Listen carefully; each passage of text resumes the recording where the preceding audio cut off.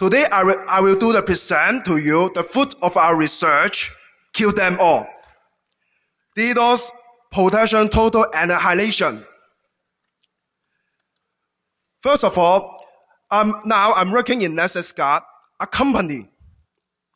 You can do any research you want. In here, we have many talented people. He is inspiring us. Make sure, let me have many creative ideas I can share today. I will show you how we try to bypass all the long solution, all the DDoS mitigation solution, and service provider. First of all, thank you for DEFCON first, because they sponsor us. So we organized Level that information sharing and analysis center, and we can come to here to share the information. Some information you will be interesting. Some information it is sensitive. First of all, here is our agenda. I will spend around 5 minutes to give the background and the motivation. After that, we're talking about the authentication in here, because all the authentication I will show in here is the most accurate and effective nowadays. If we can bypass it, that means we can hit the server directly. After that, we have the live demo. We show the evidence to your guys to prove that what we done. Little bit boring, huh? First of all, the attack size now is much more large because the internet coverage. Now, every guys, they will have the computer, but their security sensors still the same. So the botnet, that means they can hack much more. We have much more zombie. The result is that attack size become much more large. Another one, the frequency of the attack. Actually, I will say the attacker, he only will attack you in your peak hour. Give you an example that happened in Hong Kong. One of the stock exchange, they are under DDoS attack. The result is that the whole Hong Kong stock market is stopped that date. Another one, the complexity of the attack, because the bandwidth attack is expensive. So the result is that they try to make the attack much more complex. Give example, I use the 10 gig attack to terminate some service, but now we just use maybe 2 megabits per second. The layer 7 attack, we already can do it. After that, the result is the cost is talking about USD 6 million per hour. So let me introduce the attack known today. First is a volume metric attack. Just use one sentence. They only focus the attack size. No matter is TCP, UDP, ICMP, what kind of the method called, they only focus the size. Another one is a semantic attack. Maybe I use another terms, protocol-based, application-based. They are attacking the weakness of the protocol. Give an example, GetFUD, slowest attack. They are attacking the HTTP protocol and TCP protocol. Now, they are focused on the application level. Application level, that means maybe they are attacking the database, API. The last is the bandit attack. Bandit attack actually is the idea, use one DDoS attack to hide another DDoS attack. Give example. There are 30 gig of the same file is attacking you. In the same time, they will send the layer 7 attack. But this layer 7 attack may be just 1 megabit per second, but this complex attack will crash your server because they confuse you. All your focus is, the graph is all your level graph is the same file, something like that. But you misunderstand that because they use the application attack to attack you and crash you. First of all, we have the measures in here to show you. The measures is a summarized characteristic of the volumetric attack and semantic attack. The S-axis represent the attack complexity. The Y-axis is represent the attack size. In here, we see some mitigation we can use in here. All is the basic mitigation, but the most important aspect of the mitigation start with detection. So we can add this one, because if we cannot detect the attack, how will we mitigate it? And then we have the detection in here. The main thing, we can classify in 3 kinds. Rate measurement, baselining. There's a use the rate base and flow base. In here, they will show you the packet the level graph. Give example, the packet per second, bit per second, and what kind of the protocol they attack you. Another one is protocol sanity tracking and protocol behavior. Protocol sanity is the focus on to tracking the malformed protocol. Protocol behavior, this one is focused on the traffic utilization. Application log, actually maybe we will give you some hints under DDoS attack. So if we combine all together, we will become the big data analysis. So this is our tools, kill them all. Actually, we have the 3 sessions. I will show you how we attack to bypass all the detection I showed you before. First of all, I will focus on the TCP option and HTTP option. At last, we're talking about the authentication bypass. Something we are doing automatically. Give example. We can we have the traffic pattern simulation, just like the traffic behind the policy. I will explain detail in the later. Another one, we have the HTTP header simulation. So the result is that the attack traffic is same as the normal traffic. If you drop the attack traffic, that means you drop the normal traffic. So how we do it? First of all, we use the policy in here. The program we will use in the same connection. We will use the same user agent. When we send the attack out, just like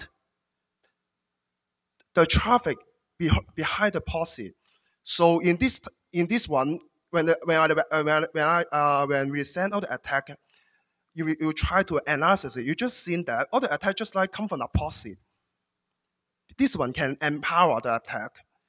Another one is HTTP header simulation. In this case, because the HTTP header will be changed during the request. Give example, the first request we send to get a web page in the HTTP is access sing/sing. That means we didn't know what we need to take. After that, the server replied to you. So with second request, we will show you just in here, access image GIF, image JPEG, image something. So in our tools, we automatically to do this one, just like the real traffic.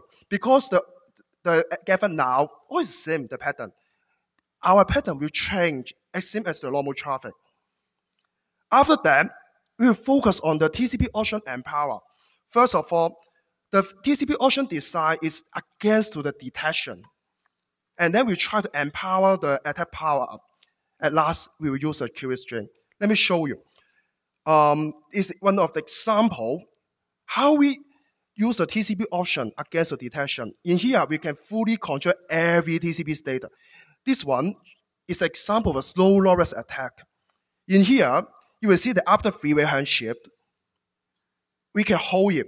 After a period of time, we send the first push ad. Why we do this one?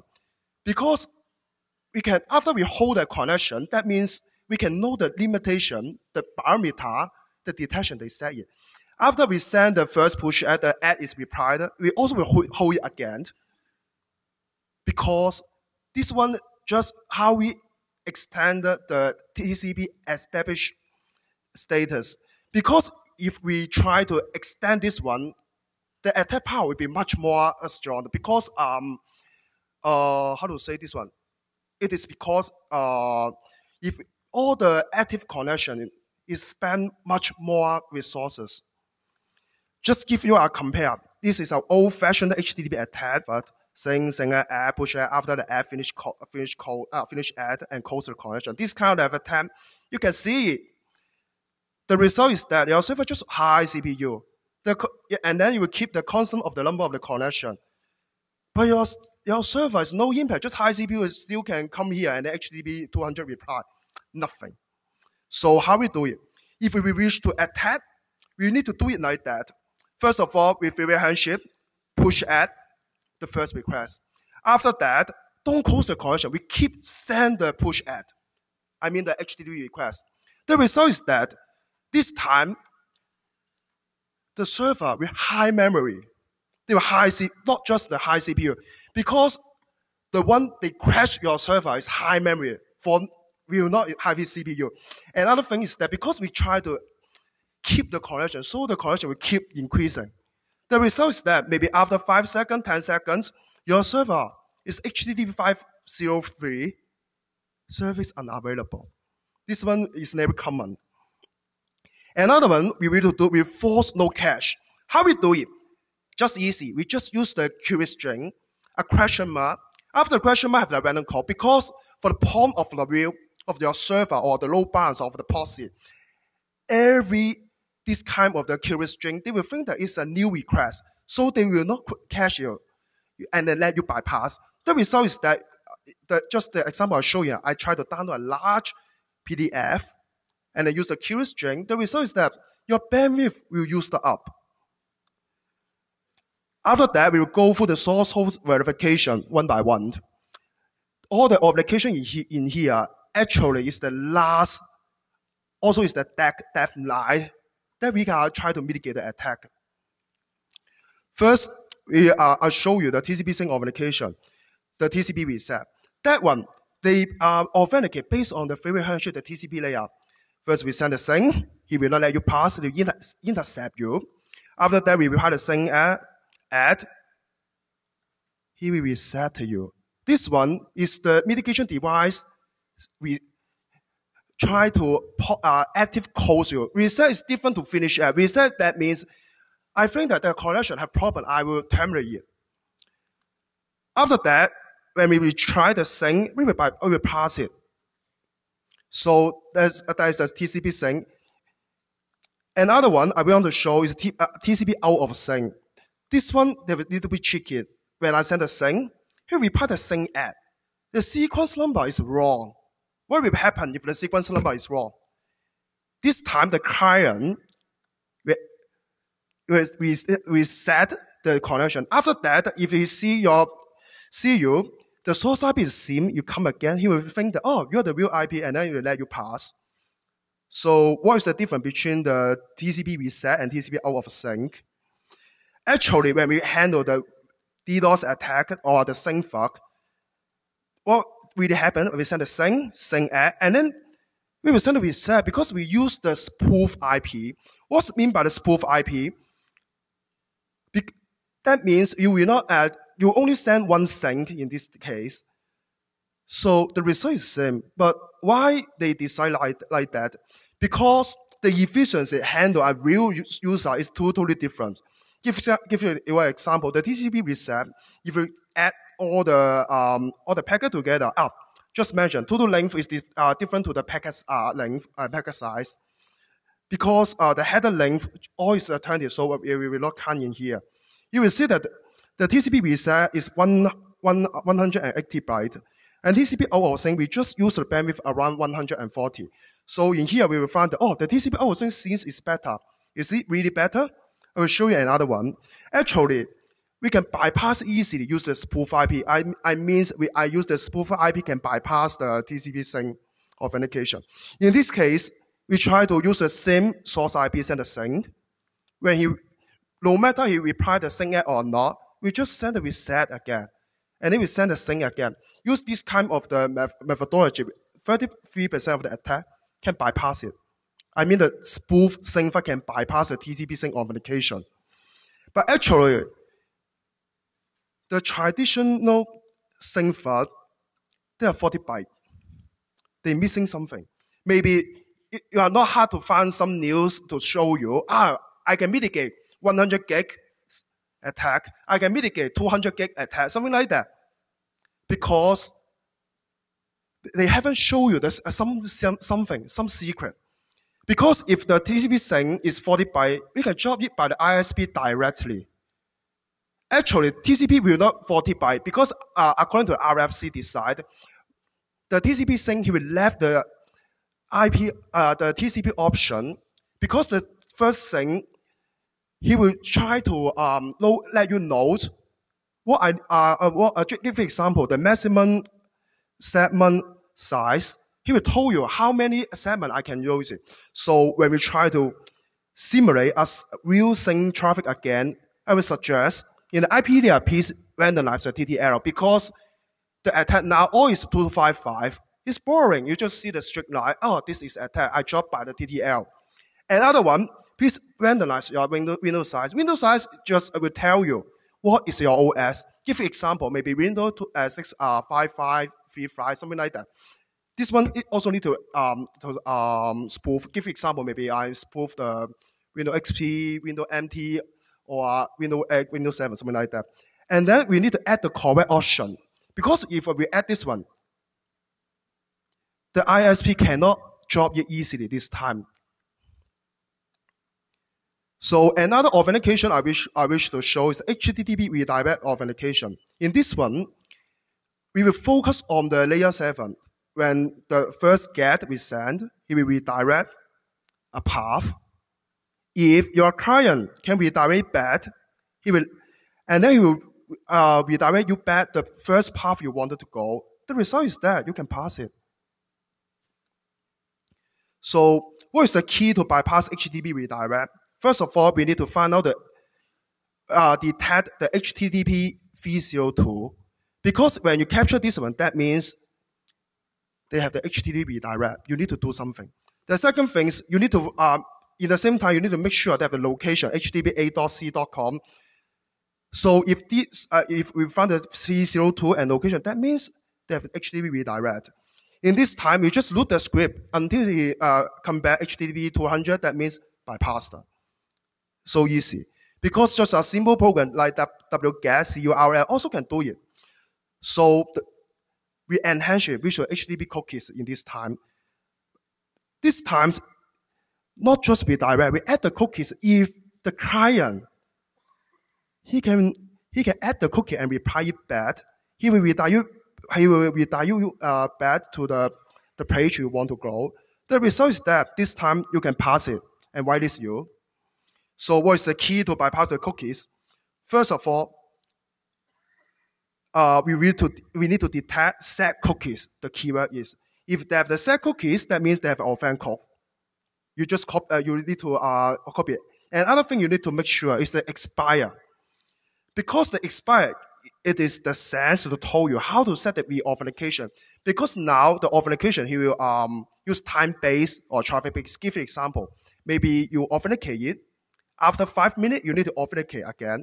So this time, we told you the threshold you need to set. So, but sometimes, if you in the third HTTP redirect request, you saw this one, offend code deleted, that means bad luck. Why? Because that means every time you change the cookies. So you need to do the authentication every time. We also have the enhanced one. The HTTP cookies use the header token. In this case, you will see that he will use our HTTP header is not common. This time they use HTTP header. Maybe in our case we use x-header colon something. Other things it seems as the cookies authentication. So, but this one have the problem, the policy dependency behavior. Why we have this problem? Because if you wanted to develop the header token, that means you need to use the API, address, and XHR tool. But the problem is that this kind of the technique till now is not comparable to all of the browser. The result is the render cannot fully use all the function. So we just simulate the traffic flow, we can bypass it.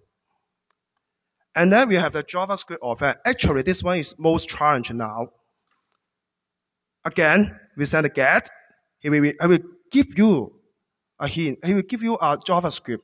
And then he will ask you to calculate something this time. If you can calculate and post the result, he will redirect you back to the index page. So he will whitelist you and you can pass it. The key to bypass the JavaScript is that, first of all, JavaScript is client-side program. What does it mean by client-side program? That means you just open your Wireshark, HTTP watch, you can find the path and download it. JavaScript is human can understand. That means you can read it, analyze it. After that, we can use a different algorithm to bypass it. First of all, after that, we can calculate the result, just simulate the traffic flow and bypass it. All the guys doing this one now. Another one is that we use the client deployment mode and server deployment mode to cover the method. Actually, we use the auto bypass. I will show you because our program is just 1 megabyte. What is the client deployment mode? In this case, we will add the JavaScript engine inside the board, but this one have the limitation because we just can run something. It's purely JavaScript only. It's no W3C, DOM, I mean, maybe some parameter inside HTML and then you need to call it back in the JavaScript. Cannot. Another case, we use the application bundle, in this case, the server in here. So when every time the CMC server, they ask the botnet to attack, the botnet will communicate to this server. He will send back, he will zip the file and send back to the server, and then he will show a calculation by this server. After that, he will give back to the client and then to bypass it. Okay. The captcha, actually this one, I would say, is the most effective and accurate, but the problem is that the user experience very poor because sometimes people also cannot understand the captcha. Again, just same as the JavaScript authentication. This one, he will use the, after you fill in something and post it, and then we redirect back, and then you can pass it. So, what is the key to bypass the captcha? I have something wrong, but never mind. First of all, we need to find out the path of the BMP. I mean the offend page, just the captcha page. Because if you can download it, that means you can use some algorithm to bypass it. After that, the challenge is that embedded the captcha engine in the botnet, we will use the same method as the JavaScript.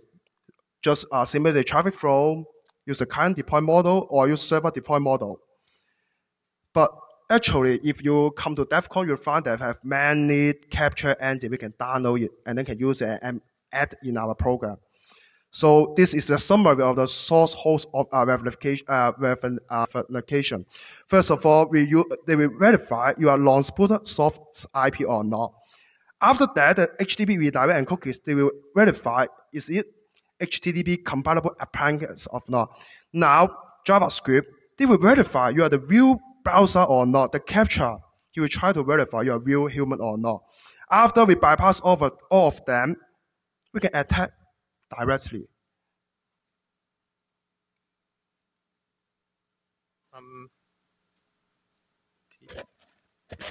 So Tony bring out a very important point that in today's detection and mitigation techniques, we have to rely on the source host verification. And once we can bypass these verification, we can get to the back end directly, and the attack are all to the back end. So our proof of concept tool is trying to bypass this authentication. First, we try 3 times because the first time expected TCP sync authentication, it will fail because it will reset you or it will send a wrong sequence number to let you reset. So the second authentication, we suppose it will success. And the third authentication, we are just for sure make sure it is correctly put our IP into the whitelist, for example. And also to make the attack or the authentication more like a real user, we will have a true TCP/IP behavior handled by the operating system TCP/IP stack directly. And also from the POC tool, especially the cookie authentication, the HTTP cookie will be carried on the following attack packets. because even you are putting into the whitelist, if you don't have the cookie in the subsequent attack, you might be blocked. And also the JavaScript we are implemented using a using something like Spider Monkey or V8 JavaScript engine. Currently, we don't have a Doom implemented in that included, but this is just a matter of time. And finally, about the captcha, as you can see, or in the coming video, you will see how this screen comes from. The design is that to make our attack tool sending a correct captcha back to the mitigation device. The design is that we first convert the color image to a black and white and maximize the contrast, and then apply the median filter to filter out the noise, and then segment the word into individual characters and find out the boundary of each of the character. Finally, we simply calculate the pixel difference. You might think that this is very rough implementation, but it can successfully break the captcha by more than 50%. In fact, if you want a higher rate of captcha authentication, you need a captcha library. I think DEFCON presented a lot on this, no matter in this year and the past years. About after bypassing all the authentication, now comes to the attack. In the attack, we have the TCP options and also the HTTP options.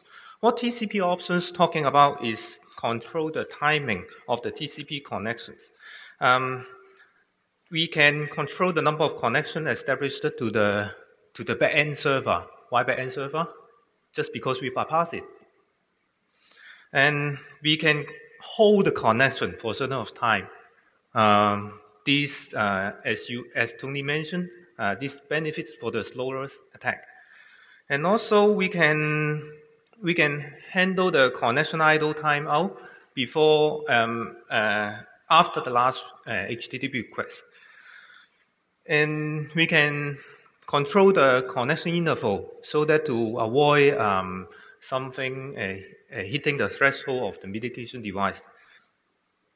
For the HTTP options, it actually is that within the TCP connection, there is a period to sending multiple requests. This request, each HTTP request is an HTTP connection. We can control the number of connections and also the intervals of each connections. And now we are showing the video. Let us see how it runs in real examples.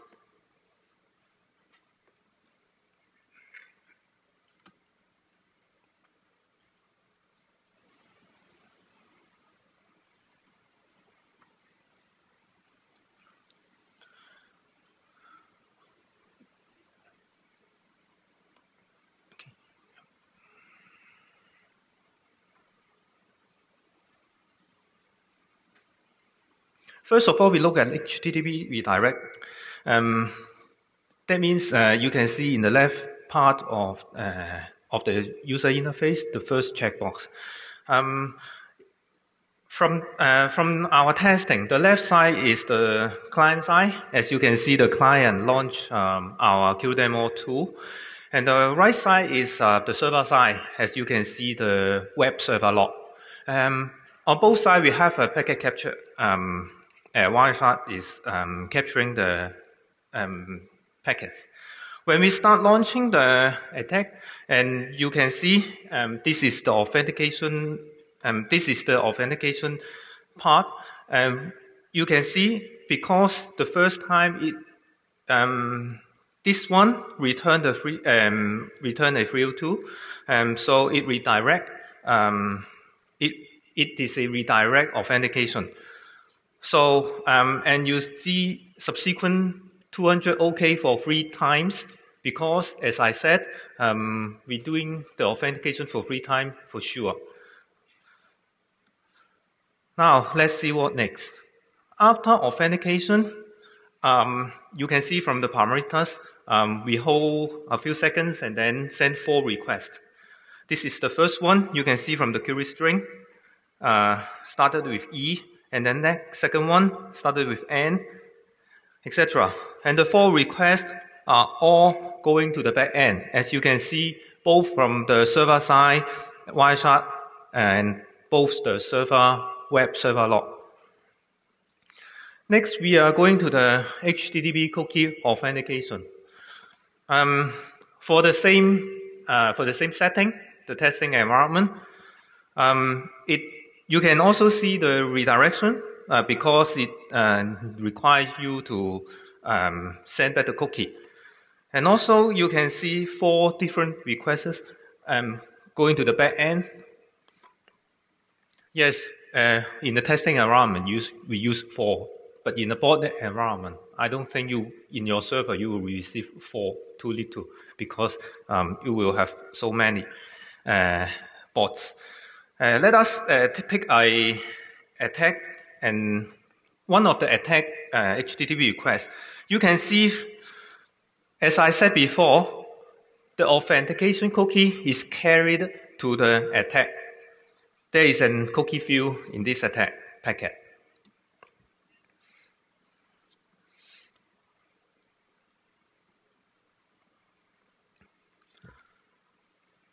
Now goes to the JavaScript authentication. This one we are using a CDN to test. As you can see, the JavaScript is quite sophisticated. It holds your authentication for some time, and then it also has a cookie embedded in it. And from the right side, you can see the server side. You can see the 4 attacks.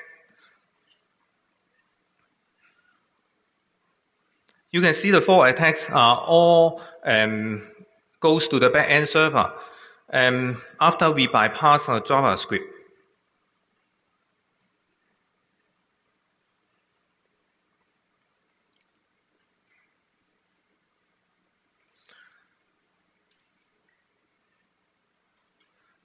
Let us take a look at this one. And as you can see, even if this is JavaScript, it also has a cookie field there. And the cookie clearance means that we are successfully bypassing the JavaScript. And lastly, we are showing about the captcha authentication. This one with the same, and you can see from the authentication phase, the mitigation device has the captcha image, the bitmap sent back, and then we have the 4 subsequent attack goes to the back end. And we are interested in whether it is really bypassing a correct captcha image. So we pick up a packet about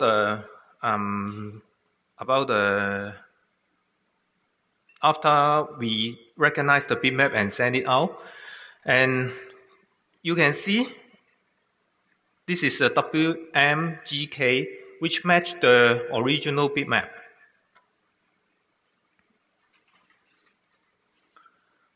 So this is our tool, kill them all, integrating both the authentication and the attack phase.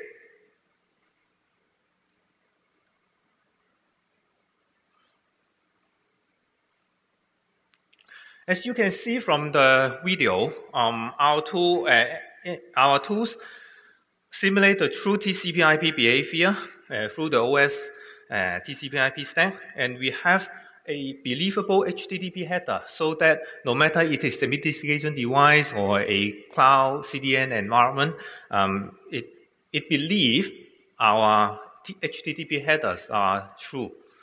And also we have embedded JavaScript engine so that it will not it is not bulky, it is lightweighted. And also we have our OCaptcha solving capability. And to maximize the successful rate, we randomize the payload, including HTTP headers such as user agents, and also tunable post-authentication, timing, and traffic models. In conclusion, all these settings making it indistinguishable from human. How indistinguishable it is? You can see. We get from our testing, the date of our testing, you can see from the slide. We try for, this is the CDN, we tried for 11 times, each time we have 4 requests. So you can see 44 requests. And from what the CDN portal, we can see that all are regular traffic. No bots, no threats. 44 is a small number. In real life, you will receive 44 million. So, it comes testing environment. For the device, that means for the four authentication, some are doing on the device, some are doing on the CDN. This is the setting that against the device and against the cloud, we put the server behind the mitigation device and the client side on the other side of the internet. This is the result and summary, and I'm not intended to talk about here, but you can see we do a lot of testing to make sure it is all bypassed and the attacks are successful. These are all as well. These are the 2 secure CDNs. So it comes to the end of our presentation, and you can check out our new version of tools here. Thank you.